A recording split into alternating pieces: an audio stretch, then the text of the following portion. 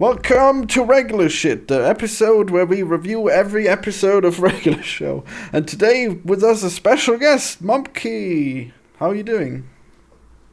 Hey guys, it's me, the Weekend Warrior, and I just want to say, when I'm not cutting the dicks off of little tranny boys and girls up here in Thailand, I love Regular Show.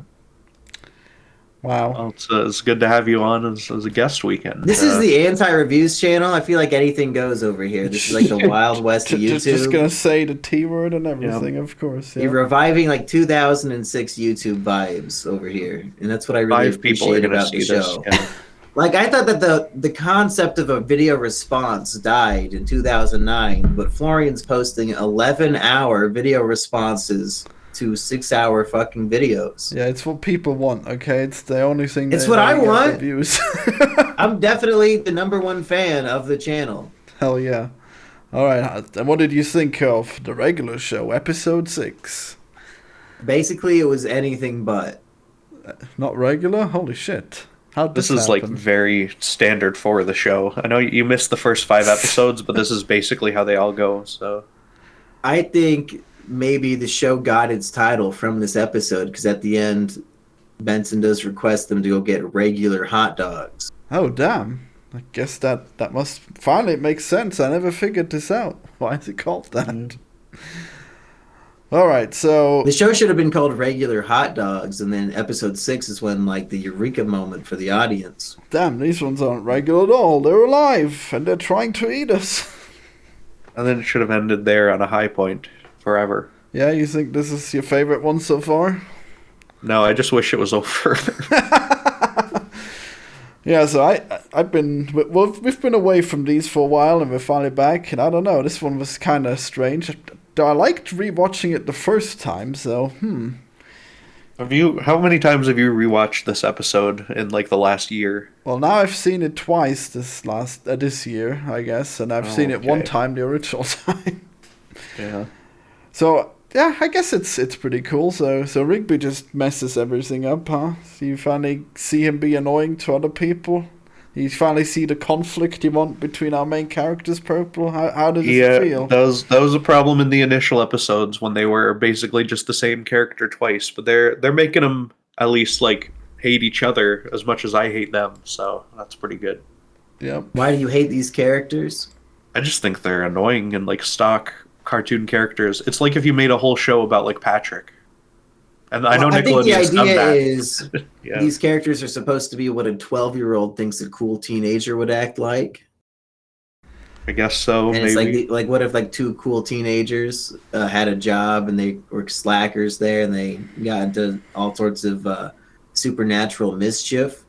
And I think for somebody with like the brain of a between 10 and 14-year-old boy like Florian, something like this would be like highly experimental and really cool. I never liked Regular Show in that way, and now I'm rewatching it to see if the hype lives up to it in any way, and I'm liking it more than I liked it originally, but I hate these main two. They're always messing shit up, and I'm feeling for my boy Benson who bought these great hot dogs, and then Rigby and Mordecai, they just ruined them entirely. Yeah. But I think there's usually a lot of interesting character moments, but in this one I guess it was escalating pretty quickly, and we only get the main two most of the time. I continue to like I like Pop. He's my favorite character still in the show. He's just a very weird guy, and so it's entertaining to see what he gets up to. But for the rest of them, I could do without, I guess. Wow, you don't like fan favorite Skips, who's always the level-headed one who knows all the issues? Can you do your voice impression of Skips, Florian? And a really raspy voice. What does he say? Fuck. He goes like, "Okay, guys, we're gonna." I don't know what he says actually. Oh, really? Okay. You gave it to Rigby? No, that was bad. Try a good one. Maybe. Yeah, a good one. Damn. I'm Skeletor.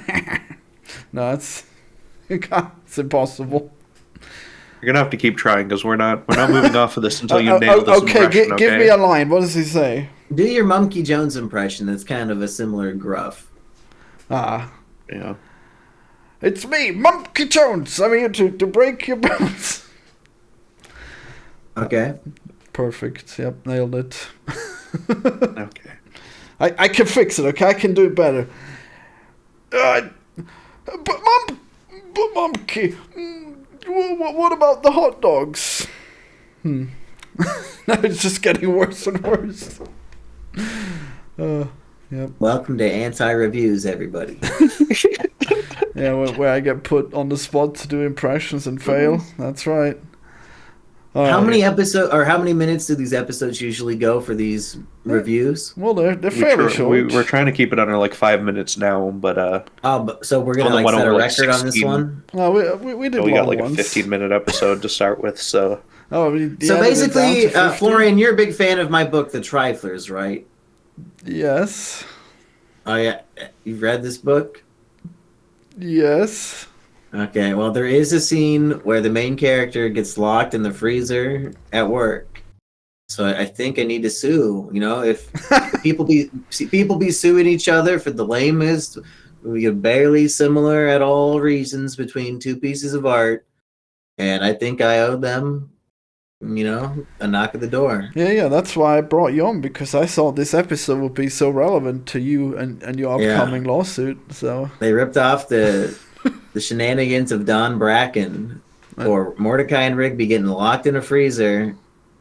You know, it's never been done in sitcom history. It was my original idea. Yeah, and then the hot dogs. I need my money. The hot dogs come to life, and they tricked them to do a barbecue, just like in your book. Yeah. Yeah. All right. So, despite this plagiarism, did you think this was a good episode? No, because I think that the hot dogs plan was unnecessary. They do not explain why, if they have a portal inside of a cooler that just takes them outside, and their only desire is to eat and kill the human characters or whatever race of species these things are. They don't make it obvious that they need to be like personally invited to fulfill some sort of prophecy. It seems to me that they could have just done this on their own, of their own volition at any time. And if anything, I think it should have been more of, they want to get eaten, and after they do, anybody who ate them maybe like transforms into some sort of hot dog monster, and maybe that's where the plot goes. But them just deciding, oh, now it's war, that was kind of stupid to me. Like the involving Mordecai and Rigby seemed pointless. Oh, that is true. Maybe Benson was at fault after all for having these haunted hot dogs in his basement. Yeah, if they needed to trick somebody into feeding them to people, like, then they have more responsibility for what happens next. Yeah, and then like their lie is like really more the issue. Like, oh, they trick these people into eating something that they shouldn't. That would make sense, yeah. But then, luckily, it all returns to peak form when they are defeated easily by Mustard, when they are sent into a cannibalistic rage as soon as they taste their fellow hot dog flesh. And I will give them credit. Mustard's much better than ketchup.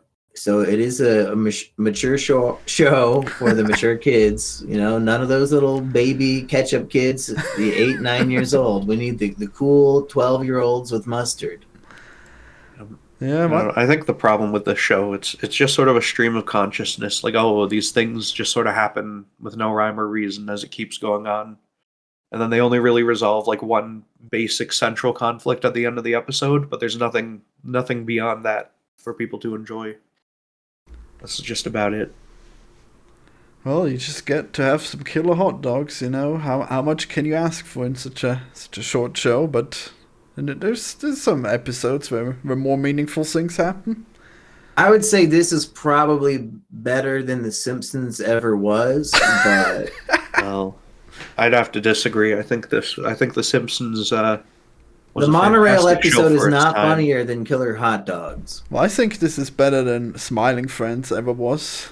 on I every agree way. with that. At least this had Absolutely a little not. bit of humor in it. It didn't just make me depressed. And the art style's much Smiling better Friends is too. the funniest show on television. I don't know what you're talking about. Yeah, it's just some On stupid ass television YouTube for one video. night a year because they have no Yeah. faith in it, and they just drop all 8 episodes on fucking like April Fools, like even they think it's a joke.